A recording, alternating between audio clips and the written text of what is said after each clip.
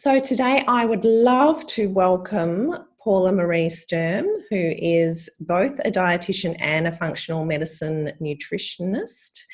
I wanted to have Paula along to talk to us specifically about the foods that I talk to people about when we're delving into creation energy, so the second type of energy that I work with in my practice.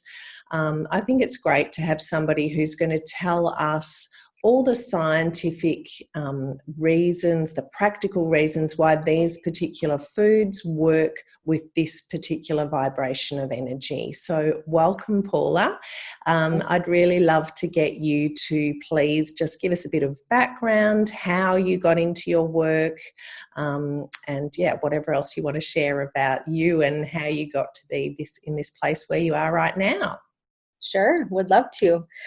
So you already mentioned my name, but I do have a practice in California, in Southern California, called Radically Nourished. And I work a lot with people who have digestive issues as well as hormone issues. So our topic today fits in there a little bit as well, which is good because those are my two favorite areas to work with people on. And I find that a lot of people have issues in those areas with their digestion, with their hormones. So I help a lot of people navigate that whole area, which can be quite confusing. But then I also incorporate the food and spirit practices here too. So I work with a lot of bringing in mind, body, spirit, that whole energetic realm as well, emotional standpoints, and how all of that impacts our body and our emotions and our hormones and our digestion as well. So really rounding out my practice with a lot of different modalities to make sure I'm hitting wherever we can possibly get to make sure people are really nourished. Fabulous. Thank you. Yes, sorry, I meant to mention your business name and I failed to do that. So can you tell us, for people who don't really understand what a dietitian does, and then I think probably even more people, definitely in Australia, it may be more common in the US, but exactly what a functional medicine nutritionist is, why, you have both of those qualifications, how they intertwine, and how, what the differences are, how you can use both of them when you're dealing clinically with your clients. Sure, would love to. So a registered dietitian is a step above somebody who just calls themselves a nutritionist. So a registered dietitian has gone to school for 4 years at least. Sometimes you have to have a master's as well, but where you have to go to school for nutrition, then do an internship for roughly a year, usually in a clinical setting. So a registered dietitian is a very clinical, very Western medicine type of practice. So it's similar to like a registered nurse. So a lot of registered dietitians work in hospitals, work with people who are sick and helping them manage whatever conditions going on in the hospital. And that's what I did a lot in my internship. My internship was at the Mayo Clinic in Rochester, Minnesota. So very prestigious university, teaching hospital actually. And so, everything was it's very science-based, but very, it's not very preventative. So it was working with a lot of people who were already sick. So while I was there, I really was kind of disheartened in the fact that I wasn't helping people prevent the things I was seeing them for. I was going through rounds in the cardiac unit, going for rounds in the kidney transplant and dialysis units. I was going through rounds in transplant units and rehab units and you name it, watching different surgical procedures and things like that. And I was like, well, I would really like it so that I didn't have to sit here and watch the person get a stint right now. I would rather people not have to get feeding tubes if they didn't have to, so I really was passionate about not ever stepping foot in a hospital again once I left that environment after I got my accreditations and I was qualified to be a registered dietitian, which I'm happy I am because I got those 2 little letters behind my name, the RD, which then opened up a lot of opportunity for me. So it was primarily to get those letters, but I knew that I needed to pursue something a little more holistic, so a little more preventative. I wanted to be able to help people when they were starting to feel a little off, but they'd go to their doctor and they'd say, no, you're totally fine. Your blood work looks fine. Everything looks fine. But they know they're not fine. And so they can come see me and I can help them. I can look at blood work. I can read lab work and understand where the optimal levels are. So we're getting into the whole functional medical nutrition aspect of what I do, which gets into that root cause. Like, why do you not feel good? What's starting to shift and go a little wrong or a little haywire, where we need to come in and maybe work on inflammation. Maybe we need to work on getting more antioxidants into your system. Maybe you have some gut dysbiosis going on and we need to work on that environment in your gut. Maybe your hormones are off. Maybe your sleep isn't right. A lot of those things that really impact your health, and if they aren't taken care of, can lead to disease or dis-ease. So I wanted to be before the place where they ended up in the hospital. How can we prevent you from having the heart attack? How can we keep your weight in check? How can we manage your diabetes and not have to take medication or catch it before that happens? Like, what are the red flags? What are we looking for? I can look at your blood work and say, okay, well, your glucose may be normal, but it's on the high end of normal. We need to watch it, especially if we see all these other labs. Or a doctor may not even say, or may not even run an insulin panel on a person who may have a glucose on their reading that's a little above range, but their doctor doesn't even mention it or want to dig in a little bit further. If I see a glucose that's a little bit high, I'm going to want to look a little bit further. What is your insulin like? What other things are going on? What's your inflammation like? Let's nip this in the butt before it gets to be a problem. The longer we let these things go on, the more we have issues. So I like to catch things early and help people stay healthy for longer. That quality of life is really important. Yeah, fabulous. So does that mean that with what you do now in your own business, do you still use a lot of what you learned as a dietitian? So is that what allows you to order tests and that sort of thing, or can the nutritionist side do that as well? No, so it is the RD. And in the States, in the US, it depends on which state you're in, whether an RD can order labs or not. I'm in California. I get the pleasure and the luxury of ordering many different labs, so that's awesome. But yeah, it is that RD. So not all nutritionists get that ability to do that. And so the fact in my training as a registered dietitian, I have a lot of that medical background. Yeah. So I know how the body works. I know what labs are doing. I know what impacts those disease states. And so I'm able to have that understanding and then come at it from a functional standpoint, like, okay, let's get you optimal. Yeah. Oh, fantastic. Because that's absolutely the approach that, I wish that more people would take. Before you actually feel unwell, do something about improving all these things, especially diet, which many people would argue is the beginning of everything. Food is everything, food is medicine, and we can use it in that preventative way that you're talking about, as well as to heal. Mm-hmm. Many people would argue. So we are talking about creation energy, the second type of energy, and in the food and spirit qualification that we both did, Dr. Deanna Minnick calls this the flow. And I love that because it is such a flowy energy. There's so much movement. It's, coming from the first energy, the foundation, as I call it, or the root, the roots of everything, which is like this solid, feet on the ground energy. And then we get much more into the movement of flow, or creation, as I call it, because to me, this energy is all about everything to do with creating. And as you alluded to, hormones and the reproductive system are a key system here, and one that many, many people have problems with, especially women, who are the bulk of the clients that I deal with. So I really wanted to get you to talk through the groups of foods that I will mention to people when I have worked out that this type of energy is something that's out of balance for them, or perhaps missing, or perhaps overactive. And we talk about a number of different foods. And the first one, which I still class as a food because we put it in our mouth, is water.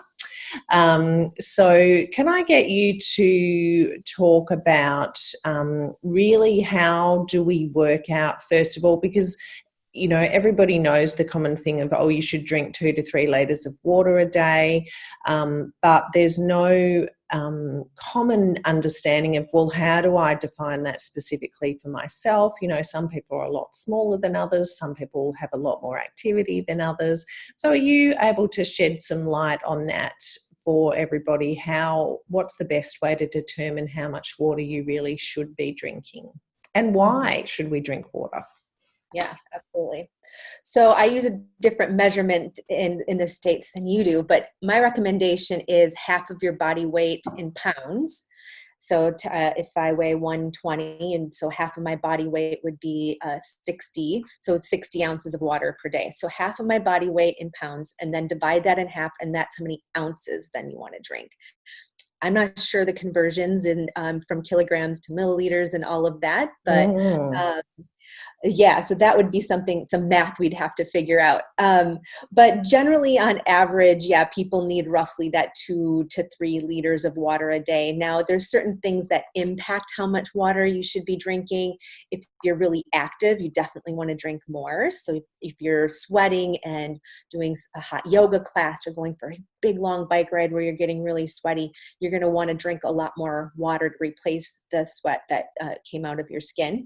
And then if it's really humid outside, maybe you don't need as much, but if it's really dry, like it gets super dry here in California sometimes, and I notice I'll drink so much more water just because the water is coming out of our bodies by talking. So through our breath, it's coming out through our skin as perspiration. And when it's dry out, it's just pretty much taking it right out of your skin. And through urination and through bowel movements, we're losing water as well. And so we do have to replace that. So if it's a really hot day, if the temperature can impact how much water you need, and that humidity and that activity primarily are going to impact how much water you need. And if you're pregnant, you need more water too. So drinking for 2. Yes, I'll try and work out that math when I'm using this video, and then putting it in a little comment or something for people. I know it's roughly 1 pound is roughly half a kilo, I think, but yeah, then I'd have to do all the other calculations, so we'll do that.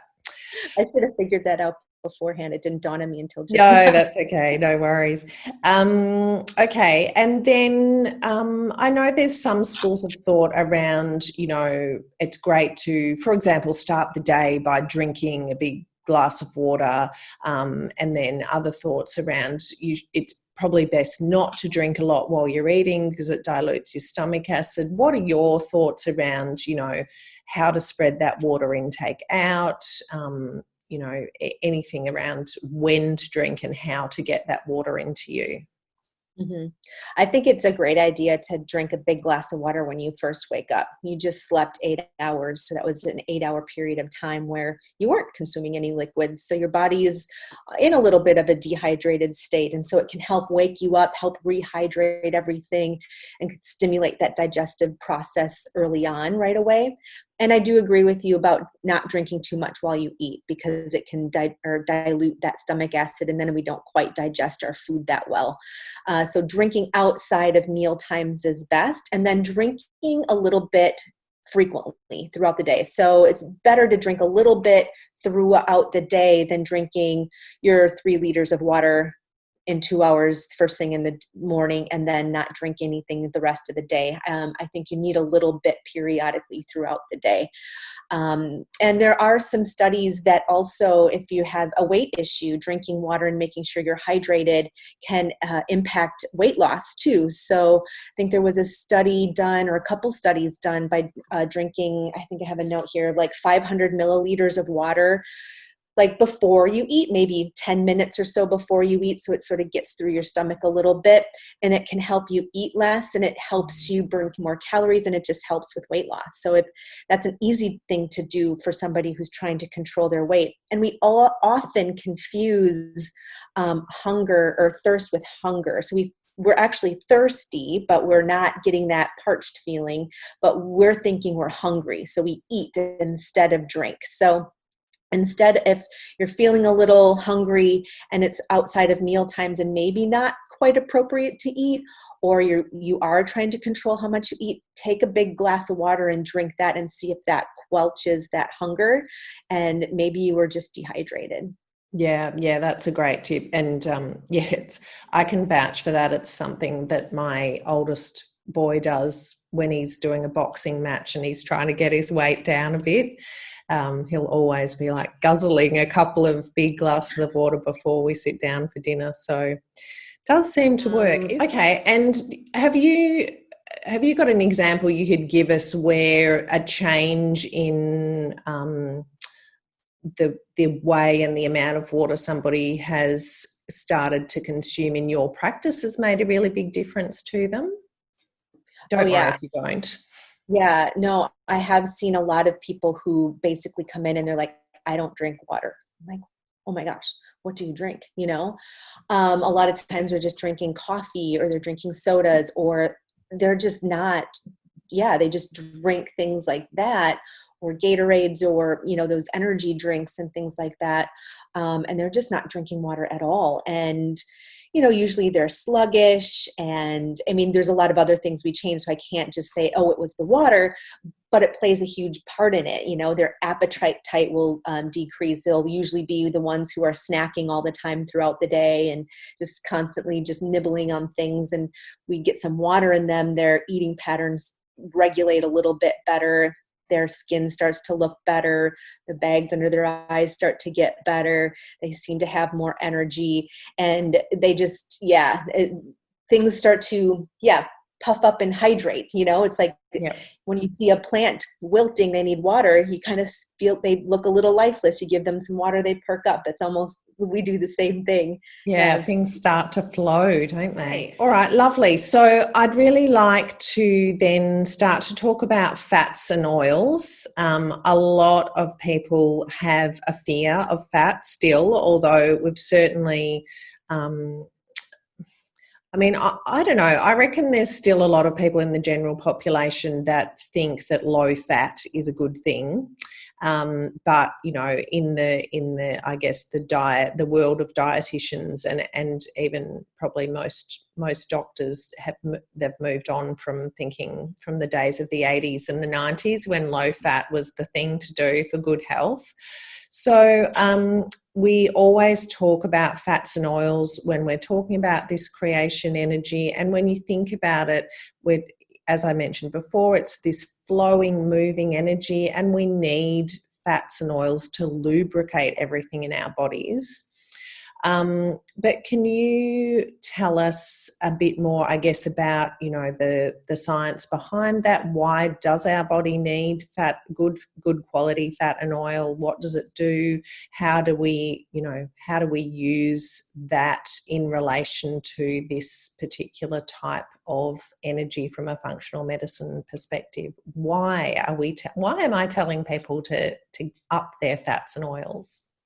Yeah, it is important. We do need our fats. And there are a spectrum of fats. You know, there's obviously bad fats and there's good fats. So we don't want to have many, or if any, of those really bad fats, like trans fats, especially like zero.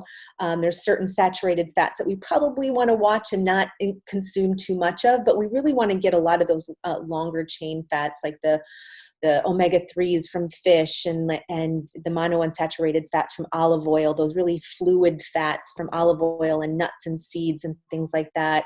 And a little bit of the healthier fats coming from coconut oil or grass-fed butter or grass-fed meat, and just a small amount of our diet, not too much, but you really want to make sure those animal fats are from really good sources. It really makes a difference on the quality of fat when it comes from a grass-fed animal, like butter and meat, or pasture-raised chickens or things like that. The fat quality is a lot different. So there's actually more omega-3s and things like CLA and like vitamin A and vitamin E, all those antioxidants, which are really important with fat, which we'll probably get into. Fats is such a huge topic, But fats are really important to keep that, because it makes up the cell membrane of every one of our cells. So we're made out of, trillions of cells, and every single one of those needs fats. And especially if you think about it, the more solid fats could make things a little more rigid, but we do need some structure. So we need some of those solid fats to give that structure to those cells. But then we need those liquid fluid fats to keep that, loosey-goosey, flowy, which fits perfectly in this system, where our cells can be a little bit more mobile and not so stiff. We don't want things to be too rigid and too stiff. So we want that nice balance where we're holding things together, but they're still allowed to move. So it's really important for our cells. And since we are made up of a bunch of cells, if we don't have fats in our body, then our cells are just not going to function as well. Fats are important for our nervous system, for our brain, for our gene expression, for our emotions, and emotions actually fit in this section that we're talking about right now. And so fats are really important. There's actually a study done on how they put people on a really low fat diet, and their emotional tendency was to get like really angry and hostile. They got more angry and hostile on a lower fat diet. Like the more calm and more serene feelings were felt when they had an adequate amount of fat in their diet. So that's interesting how that fits in. Fats are also important for reproduction as well, fertility, infertility. And even thinking about fats, not just from a diet standpoint, but from the trend in the world where we've become a little bit heavier as a society. Obesity is much more of an issue right now. And there is a link between people that are obese and infertility. So in infertility and fertility fits into this system as well. So maintaining a proper body weight is really important as well. And so from a fat standpoint, just as the fat we carry, we want to make sure that we're not carrying too much fat, but still consuming a proper amount of fat and the good kinds of fat. Fats are also important for your immune system. So it keeps your immune system regulated, which is really important right now. Making sure to get enough omega-3s is incredibly important. And also your eyes. So I know a lot of people experience dry eyes, and if you don't have a proper balance of fats in your diet, sometimes that can happen where you get dry eye. I notice when I don't get enough omega-3s, my eyes will get dry too. So I have noticed it personally there. Even just the assimilation of vitamins and minerals like we were talking about. So a lot of those antioxidants are fat soluble, like vitamin A and vitamin E are fat soluble. Beta carotene, which fits in here, which we'll probably talk about a little bit later, need fat in our diet in order for our bodies to even absorb. So if we're not getting the fat, then we're eating foods with vitamin A, and then we're not even able to absorb it. The interesting thing is, though, a lot of the higher fat foods, like animal proteins that have higher fats, have that higher vitamin A, that preformed vitamin A in them already, which is kind of interesting how our food system works in our favor as far as what we need. So yeah, those are some of the other things. Even has an impact on our blood pressure too. So making sure we have a proper fatty acid balance in our body for our blood pressure too. So basically everything. Yeah. The studies on the fats and emotions, is that because of the massive component of fat in the brain, and the brain regulates emotion? Is that what the background to that would be? Probably. I'm imagining, those neurotransmitters, and our brain is just primarily fat. And if we don't have the proper components to have a healthy brain, I can't see how those neurotransmitters would be able to function optimally. So and just from a satiety standpoint, fat fills you up and makes you feel like you've eaten, makes you feel full, sustains that feeling for longer. And if you don't have that fat, and then you don't feel satisfied with what you've eaten, I think not having a satisfying meal can be irritating in and of itself, I know I remember when I was in high school going on really low fat diets, and I would get angry because I'd be like eating radishes and cucumbers and green onions and my snack Wells crackers we had or whatever back in the day, and I would just not be satisfied. I would be like, oh, I need something else. But, you couldn't eat fat back then. So I avoided it, but I was grumpy. you know? You have the expression hangry over there. Yeah. Yes, yeah. Yeah. So you mentioned omega-3 fats quite a few times. Can you tell us, I guess, what are the best sources of this that are most, make it most bioavailable for people to actually have in their bodies, and why this particular type of fat is the one you keep bringing up? Mm-hmm. Yeah, so omega-3s are incredibly anti-inflammatory, and they're an essential fat, so we have to get them in our diet. Our body cannot make them. Omega-6, which is the other omega, there's a couple others, but omega-6 is the other one that we primarily talk about, is really prevalent in our diets. We also need it. It is essential. That's why it's called an essential fatty acid. But we tend to get too much of that omega-6, and so we have our ratio is off. So we want to have almost an even ratio of omega-6s in our diet and omega-3s. And so omega-3s primarily the best sources come from fish or seafood. And so this is where like a vegetarian may run into issues of deficiency in omega-3s if they're not consuming fish.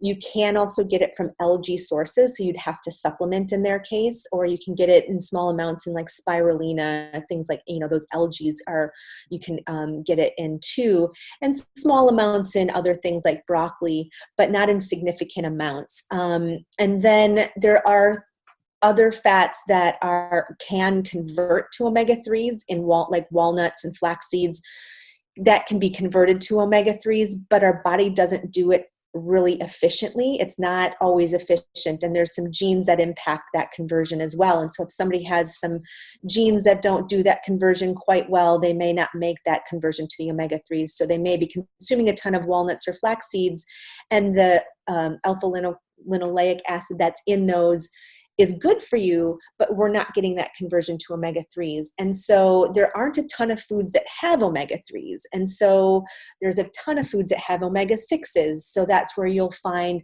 a lot of your nut and seed oils, or corn oil, or canola oil, and all your nuts and seeds, peanuts, peanut oil.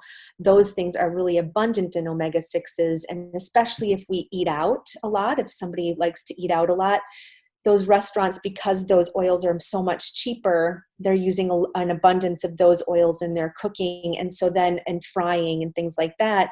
And so we're getting this disproportionate amount of omega-6s and not enough of omega-3s.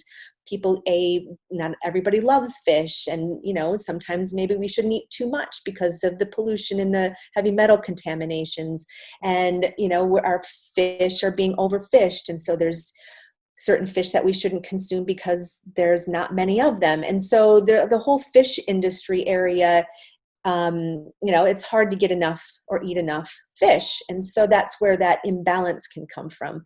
But we need those omega-3s because of the inflammation primarily, and they're healthy for all of those reasons what we talked about. They impact all of those same areas. So I'm a big fan of omega-3s and making sure people are getting enough of them. I think it's can be a real lack for people. And there are other genes that in our bodies as well that can make our need for omega-3s a little bit higher. So there's a step process that omega-3s have to go down in order to get to what's called the EPA and the DHA, which are the active components of those omega-3s. And there's some genes that can disrupt that process that make it harder for us to get that EPA and DHA. So certain people. So there's a lot that can go into it. So I'm a big proponent of omega-3s.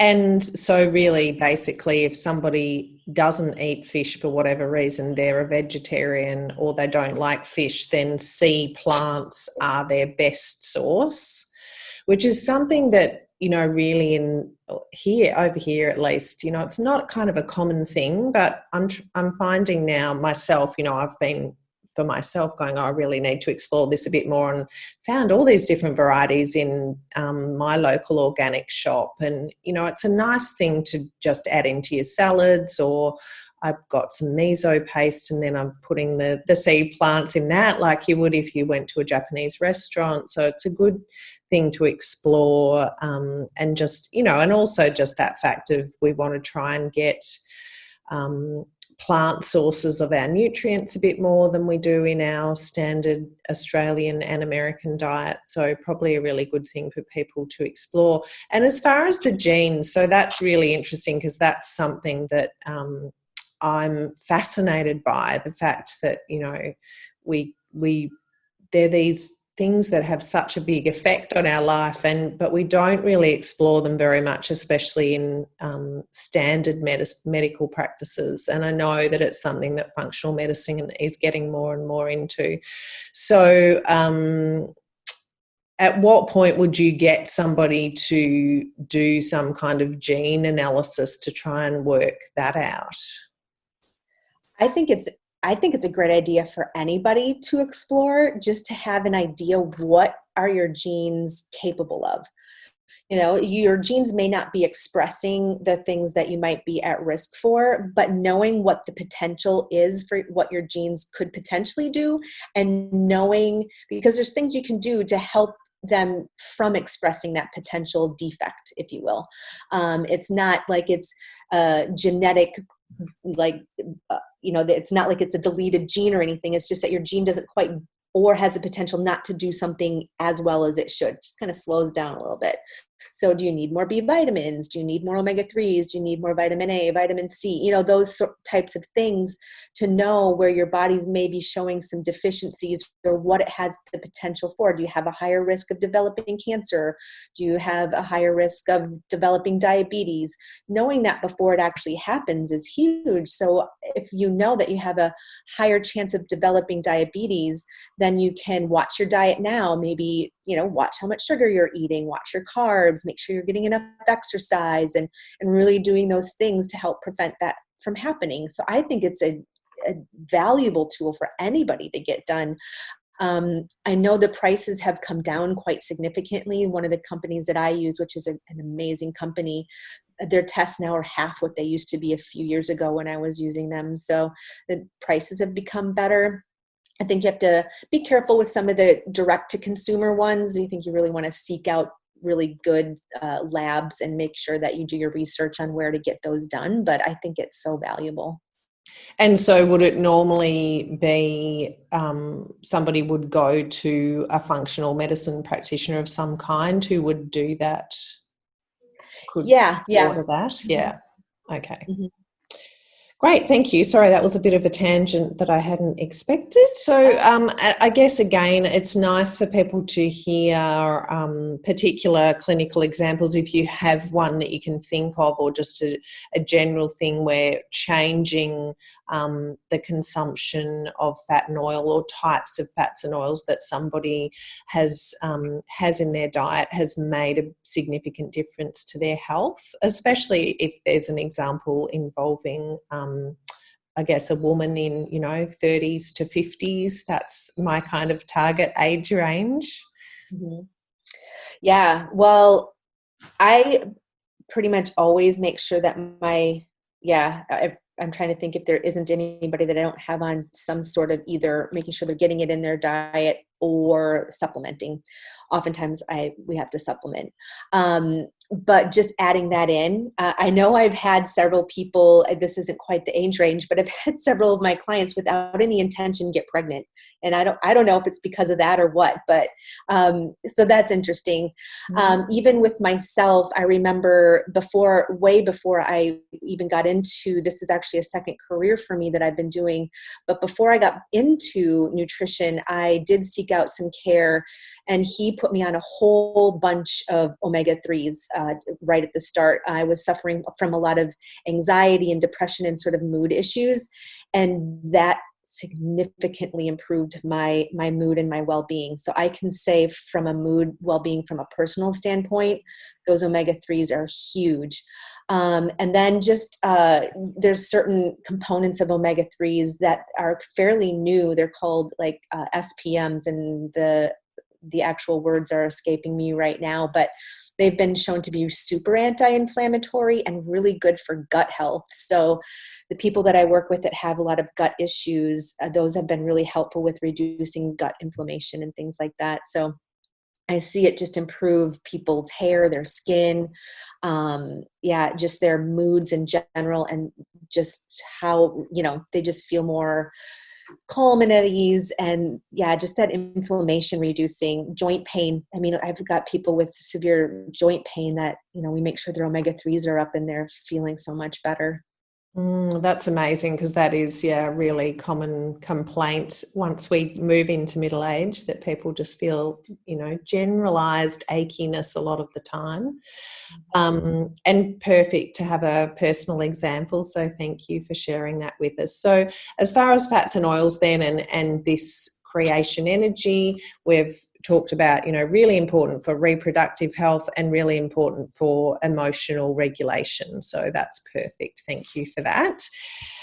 So let's move on to orange foods. And a lot of people, I think, have this whole, this idea that talking about energy and the vibration of each of these energies being equivalent to colours, a lot of people find that a little bit woo-woo, and, why on earth would you think that eating orange foods is going to make a difference to my emotional regulation or that kind of thing.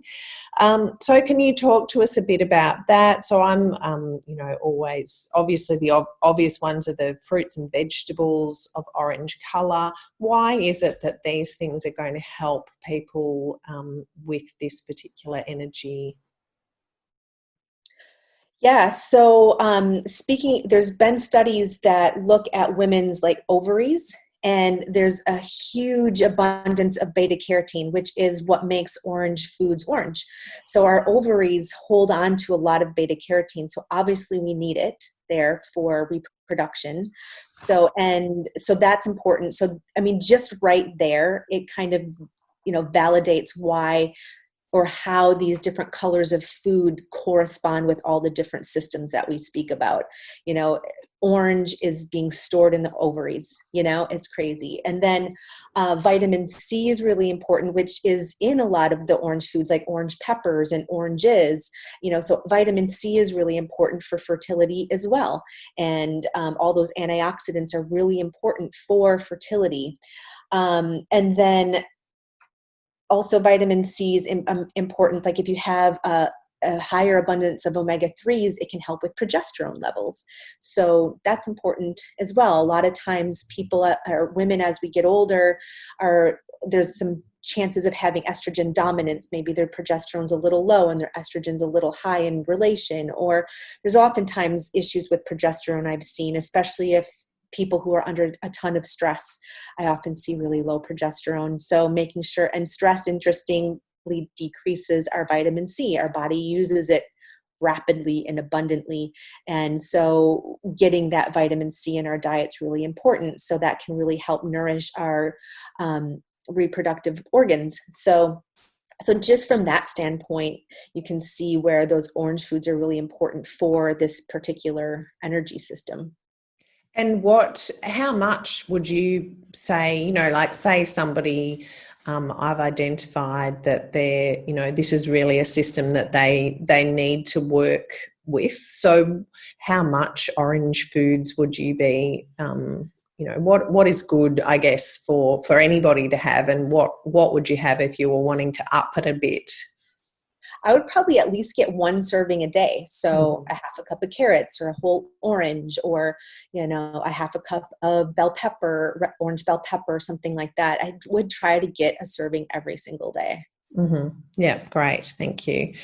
Do you have a personal favorite orange food? Oh, carrots. I love carrots, man. I can eat so many carrots. I love that. I don't know why.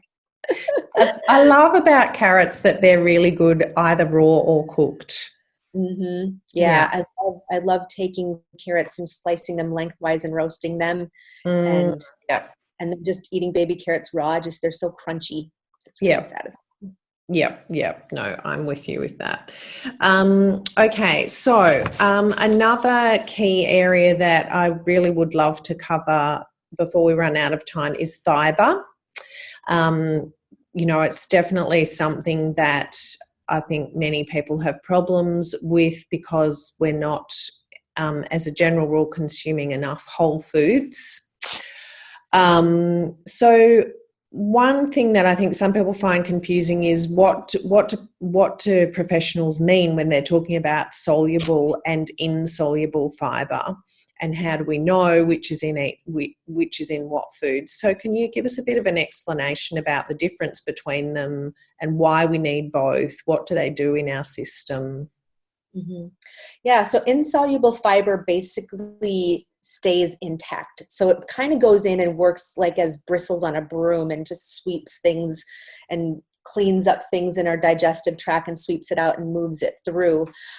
Usually soluble and insoluble are found pretty much in the same foods. There's, maybe there might be slightly more insoluble in certain foods than soluble, or certain, something like that, but they're usually found pretty much in the same foods. Maybe insoluble might be found more in like vegetables that have really stocky components to them, like greens or whatever, where those stocky portions really just stay intact and they just sort of sweep through and move things out. Soluble fiber likes to form like a gel in our system. Like, so if you've ever used like flaxseed or psyllium husk, and you've stirred it in a glass of water, it kind of absorbs the water, expands a little bit, and turns into this gel. And that gel will go through your digestive tract and just suck up and absorb like all the toxins and things, or the metabolites that we don't want our body reabsorbing, and just sucks it all up and just keeps this gel, which creates this osmotic pressure on our colon, which actually helps us move things along and helps us have a bowel movement. So it's important to have that bulk from from both fibers, insoluble and soluble. They both help keep you full. They both help reduce calorie consumption because of the bulk of it keeps you full. And so then all those foods are usually lower calorie as well. And then we have this fiber that's keeping us full. And so it helps with calorie consumption, and it helps fill up our bellies a little bit more with fewer calories, which is good, so then you're not overeating as well. Yeah, great. And so basically, if we're eating a variety of fruits and vegetables, we're going to get both of those types of fibre. And so are you saying that in most vegetables that it would have both soluble and insoluble fibre? Yeah. You're going to find there might be varying ratios, yeah. But for the most part, you're going to find it in, both. Yeah, okay. Okay, great. So that was a really good explanation of what they do in the digestive system. And so why would you say that fibre is especially talked about for creation energy for flow?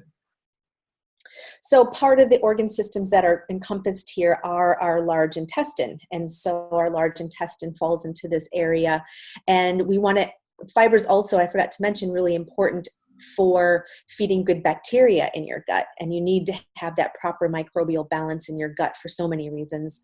There's just from a disease prevention standpoint, from a well-being standpoint, I mean, it just has, the microbiome is just crazy, a crazy topic, but you need those fibers in order to feed those bacteria, to keep the home there for them to stay around. If they don't have anything to eat, they're going to leave. So you need to have those fibers there to keep them around. And so this system encompasses that large intestines, and so fiber fits in here to help regulate that the bacteria in our gut. And the bacteria in our gut can also impact our estrogen metabolism. So there is a connection between our digestive tract and our hormones. So there's certain bacteria that will make it really difficult for you to metabolize and excrete the estrogen in your body, and then your body will reabsorb it. And then that's the problem. And so that's why we want to make sure, what does our bacteria in our gut look like? Do we have a problem here where we could be creating some estrogen issues where we don't want it? And then we can get certain substances and fibers and things to help rebalance the bacteria and help remove those estrogens and things out of our body.